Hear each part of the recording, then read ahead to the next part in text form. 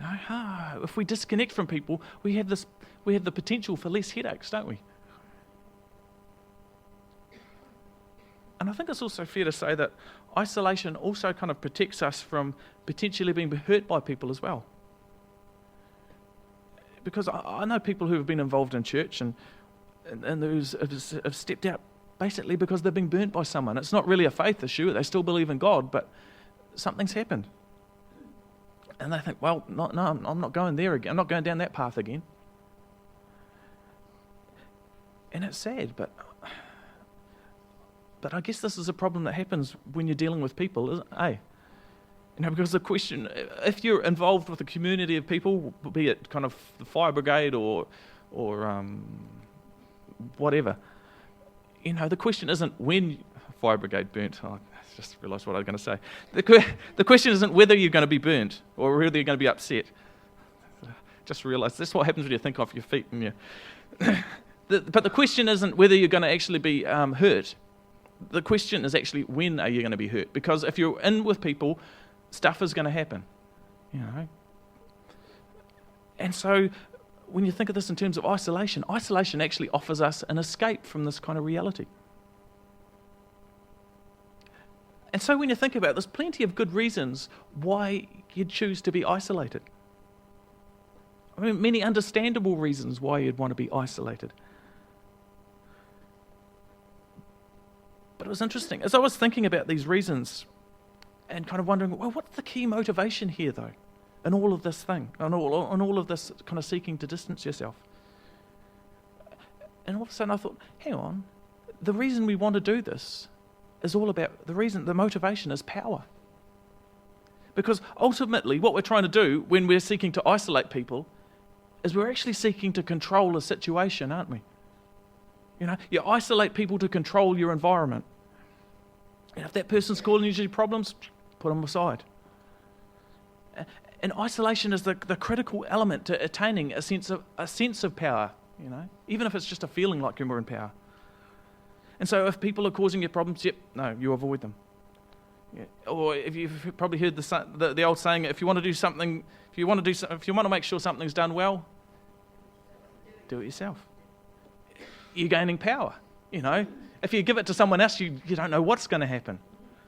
And so isolation is a classic means of trying to gain control over a situation. And I guess any amongst us who are control freaks probably know this really, really well. Of course, there's a problem with this because there's only so many things you can control. And so if you're a control freak, you tend to limit yourselves to the things you can deal with, don't you? And which is great if you're a real high capacity person. I won't say things about people, but you know what it's like though. There's some high capacity people that can do a million things at once, micromanaging this and everybody's lives. And someone like me, I kind of struggle when I start going control freakish because my capacity is not that great. If I really start to go down that track, there's going to be a stage where I actually will have to farm out one of my kids because and I kind of know which one will probably go first too. But, because you got to keep control, And isolating gives us this sense of power. Oh, we are in control now. And this kind of thinking, it actually affects how we approach worship, how we approach God and the community that God's placed us in. And so what I want to do is I'm going to travel back into the Old Testament for a little bit, and because we see this idea played out in how the Jewish people sought to worship God in the Old Testament. And it's really interesting because as I was reading the Hebrews, it talks about Jesus being the high priest. It uses throughout the book of Hebrews, it does a lot of uses a lot of temple imagery.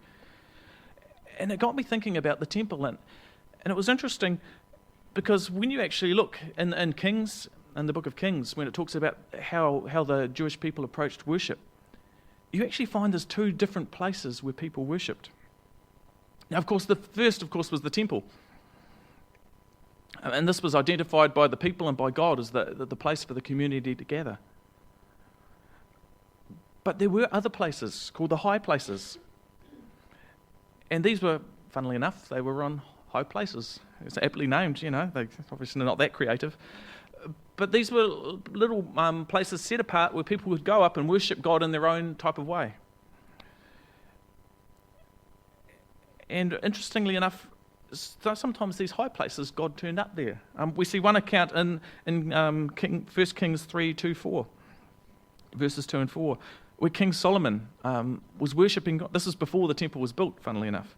And he was worshipping God at the high place, and God turned up. And God said, Solomon, what do you want? And Solomon said, well, you've just made me king. I've just been made king. I wouldn't have a clue what to do. I need some wisdom. And so God granted Solomon this wisdom from the high place. And so there we see the high place mentioned in a positive light. But it's really interesting that following this, every time we come across, following this account, and once the temple's built, every time we come to the stories of the high places in the life of Israel, we always see it viewed in a negative light. And it starts off during the reign of Solomon's son, Rehoboam. And it says the people start to build high places where foreign gods are worshipped as well. Because the sense of isolation in the temple, you see, you've got the priests, you've got the law, you've got the whole package. And so there's a sense of, you know what you're going to get. In the high places, they're isolated. You can kind of do what you want. And as we go through the book of Kings, we find the high places actually start to be viewed as liabilities for the worshipping community. And as we go on, when it starts talking, because in the book of Kings, it's about all these accounts of the different kings of Israel, and you follow the timeline through. And one of the interesting things, at the end of the life of every king, it gives them a bit of a kind of a run, like a report card mark on their life. You know, King Jim, he was a good king. You know, he did well. King Manasseh, he was a bad king. He did X and X and X and X, and you think, oh goodness, it's quite a, you're either good or bad. But it's really interesting when they talk about kings. For example, the kings following Rehoboam. For example, King Asa. And everything he walked in... Oh, can we go back one? There we go. King Asa.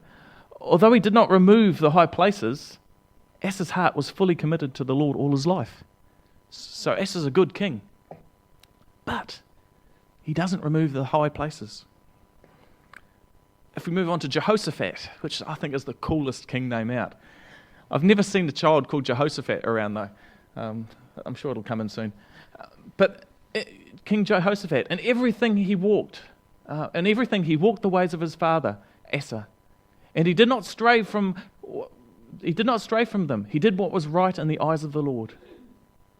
But note, the high places, however, were not removed. And the people continued to offer sacrifices and burn incense there.